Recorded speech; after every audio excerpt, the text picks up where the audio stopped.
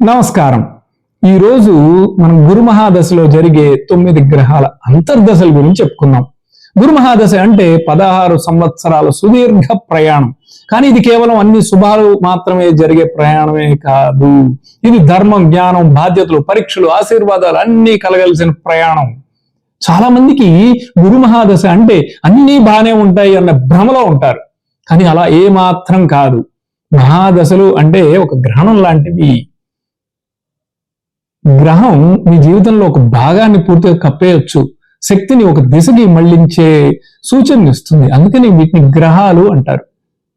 రాహు మహాదశ నుండి గురు మహాదశలోకి మారినప్పుడు జీవితంలో ఆ టోన్ అనేది మారిపోతుంది. రాహు మహాదశలో భయం ఉంటే గురు మహాదశలో ధర్మం అనేది వృద్ధి చెందుతుంది మనిషిలో.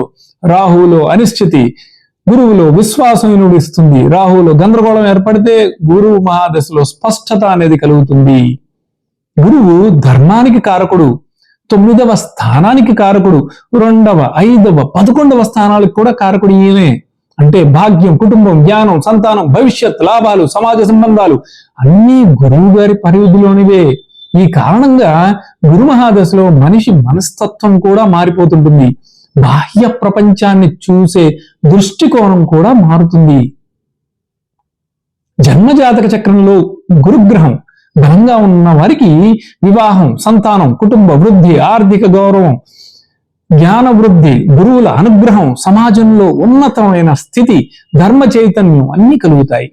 అదే గురువు జన్మజాతక చక్రంలో బలహీనంగా ఉండి దుష్టగ్రహాల ప్రభావంలో ఉంటే తప్పుడు గురువులు, సంబంధాల్లో గందరగోళాలు, ఆర్థిక ఒత్తిళ్లు, అప్పులు, నైతికమైన పరీక్షలు, కుటుంబ విఘాతం, అహంకారం వంటి చెడు ఫలితాలు కూడా వస్తాయి. ఇవి 2 వ్యతిరేక దిశలు. ఈ దిశను నిర్ణయించేది గురువు యొక్క స్థానం మాత్రమే కాదు, మనం ఎలా జీవిస్తామన్నది కూడా ఒక కారణం. ఇప్పుడు అంతర్దశల్లోకి వెళ్దాం. గురు మహాదశలో గురువు యొక్క అంతర్దశ ఇది 2 ఏళ్లకి పైగా ఉంటుంది. గురువు తన ప్రపంచంలోకి మనిషిని తీసుకువెళ్లే దశ. ఆహారపు అలవాట్లు మారతాయి, ఆలోచనలు మారతాయి, జీవన శైలి మారుతుంది, సంబంధాలు కూడా మారిపోతాయి. గురువు 7వ స్థానంతో సంబంధం ఏర్పరచుకొని ఉంటే జన్మజాతకంలో ఈ సమయంలో వివాహం ఖచ్చితంగా అవుతుంది. సంతానం కలగడం కూడా ఒక బలమైన సూచన. ఈ అంతర్దశలో కుటుంబ శాంతి పెరుగుతుంది. అదే జన్మజాతక చక్రంలో గురువు బలహీనంగా ఉంటే అహంకారం, తప్పుడు స్నేహాలు, ఆర్థిక ఒత్తిడులు కలుగుతాయి. ఒక్క మాటలో చెప్పాలంటే ఇది అంతర్గత శుద్ధినిచ్చే దశ. గురువులో శని యొక్క అంతర్దశ. ఇప్పుడు జాతకులకి ఈ అంతర్దశ నడుస్తున్నప్పుడు కొంచెం వేగం తగ్గుతుంది. ఎందుకంటే శని మందగమనుడు కదా. ఇది నిర్మాణం జరిగే దశ. మనస్తత్వంలోని బలహీనతలు బయటికి తెచ్చే దశ. శని బలంగా ఉంటే జన్మజాతక చక్రంలో వీరికి దీర్ఘకాలిక ఫలితాలు ఉంటాయి. ఆస్తులు, ఉద్యోగ స్థిరత, బాధ్యతతో కూడిన ఎదుగుదల అనేది కనిపిస్తుంది.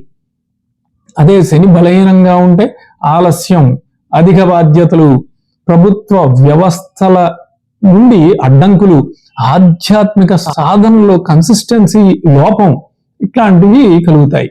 ఇది జాతకుల్లో సహనాన్ని పెంచే దశ.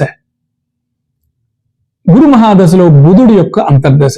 ఈ అంతర్దశలో వేగం పెరుగుతుంది, బుద్ధి వికసిస్తుంది. ఇది జ్ఞానం ప్లస్ బుద్ధి ఈ 2 కలగలిసే దశ.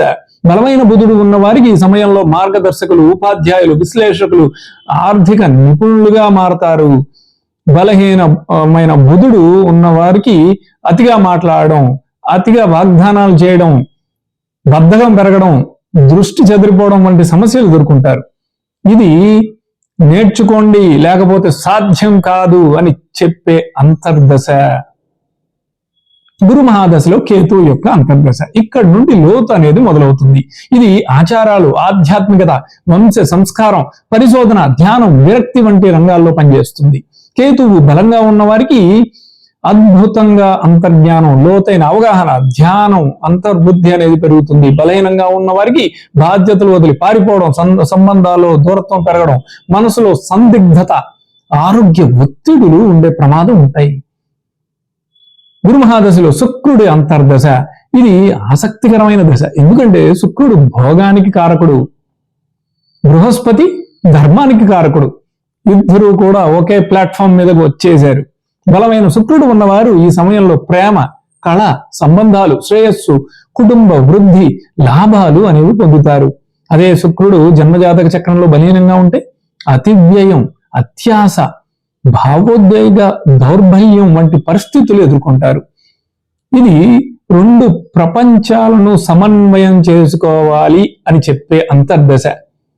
గురువులో రవి యొక్క అంతర్దశ ఇది చిన్నదే గాని ఇది గట్టి అంతర్దశే. గురు రాహువుల సంబంధం రాజయోగ స్వరూపం, నాయకత్వం, గౌరవం, ధర్మం, అధికారం, తండ్రితో సత్సంబంధాలు ఇవన్నీ కూడా కలుగుతాయి. జన్మజాతకంలో రవి గనక బలహీనంగా ఉంటే అహంకారం, గర్వం, అధికార వివాదాలు, సంబంధాల్లో ఇబ్బందులు ఉంటాయి. ఇది గర్వం నుండి వినయం వైపు జాతకుడిని తీసుకువెళ్లే అంతర్దశ. గురు మహాదశలో చంద్రుడి యొక్క అంతర్దశ. ఈ దశ మృదుత్వాన్ని, గృహశాంతి, భావోద్వేగ నిర్మాణాన్ని సూచిస్తుంది. చంద్రుడు జన్మజాతకంలో బలంగా ఉంటే పర్సనాలిటీ బలపడుతుంది, తల్లి అనుగ్రహం పెరుగుతుంది, అంతర్జ్ఞానం స్పష్టం అవుతుంది, ఇంట్లో శాంతి పెరుగుతుంది. అదే బలహీనమైన చంద్రుడు జన్మజాతకంలో ఉన్నవారు వీరికి భావోద్వేగ ఒత్తిళ్లు, విచారం, పాత అనుభవాల పీడనం వీటిని అనుభవిస్తారు. ఇది మనస్సుని శుద్ధి చేసే దశ. గురువులో కుజ అంతర్దశ. శక్తి, కార్యాచరణ, ధైర్యాన్ని సూచించే అంతర్దశ ఇది. గురు మంగళ సంబంధం ధర్మంతో కూడిన యుద్ధం. బలమైన కుజులు ఉన్నవారు ఈ సమయంలో ఆస్తి పాస్తులు కూడగట్టుకోవడం, ఇంటి నిర్మాణాలు, పోటీలలో విజయాలు, కాంపిటేటివ్ ఎగ్జామ్స్ లో సక్సెస్, ధైర్యంతో కూడిన కార్యాలు చేయడం అనేది చూస్తారు. అదే జన్మజాతకంలో కుజుడు బలహీనంగా ఉంటే కోపం, కటువైన మాటలు మాట్లాడడం, చట్టంతో సమస్యలు, సంబంధ విఘాతం కూడా కలుగుతాయి. ఇది చర్య ప్లస్ అవగాహన కలిగించే అంతర్దశ. చివరగా గురువు మహాదశలో రాహు యొక్క అంతర్దశ. ఇక్కడ వరకు అంతా బాగానే ఉంటుంది, కానీ అసలైన సినిమా ఇక్కడే మొదలవుతుంది. ఇప్పుడు జీవితంలో నిజమైన మలుపు చూస్తారు. ఇలాంటి జాతకులు మనకి గురు మహాదశలో రాహు అంతర్దశ నడుస్తున్నప్పుడు ఇది దశ ముగింపులో వచ్చే టర్నింగ్ పాయింట్ లాంటిది అనుభవిస్తారు. ఎందుకంటే దీని తర్వాత శని మహాదశ మొదలవుతుంది. కాబట్టి గురువులో రాహు అంతర్దశలో విస్తరణ, భ్రమ, శోభ, ఈ ప్రభావాలన్నీ ఒక వేదిక మీద ఉంటాయి. రాహు బలంగా ఉంటే ఈ అంతర్దశలో వ్యక్తికి ఇతంది ఒక విస్తారమైన జీవితం అనేది ఏర్పడుతుంది. పేరు, ప్రయాణం, విదేశాలు, పరిచయాలు, గుర్తింపు అనేవి వస్తాయి. అదే రాహు బలహీనంగా ఉంటే దారి తప్పడం, దుర్వ్యసనాలు, పరువు నష్టం కలగడం, ఆర్థిక నష్టం కలుగుతుంది.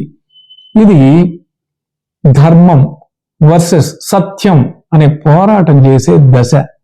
ముగింపుగా గురు మహాదశ దీని గురించి ఒకే వాక్యంలో చెప్పాలంటే ధర్మం ద్వారా ఎదుగుదల, సత్యం ద్వారా శాంతి, జ్ఞానం ద్వారా రక్షణ. జన్మజాతకంలో గురువు బలంగా ఉన్నప్పుడు మనిషిని అభివృద్ధి పదంలోకి తీసుకువెళ్తాడు. గురువు బలహీనంగా ఉన్నప్పుడు మనిషిని ఇది శుద్ధి చేస్తుంది. గురు మహాదశలో పతనం గనక ఉంటే ఇది గర్వం నుండి మాత్రమే, భాగ్యం నుండి కాదు. మీ గురు మహాదశ ఎలా జరిగింది? ఒకవేళ ఇప్పుడు మీకు గురు మహాదశ ఉంటే ఏ అంతర్దశ నడుస్తుంది? కామెంట్ చేయండి. నెక్స్ట్ ఏ టాపిక్ మీద వీడియో తీయమంటారో కామెంట్లో చెప్పండి. నమస్కారం.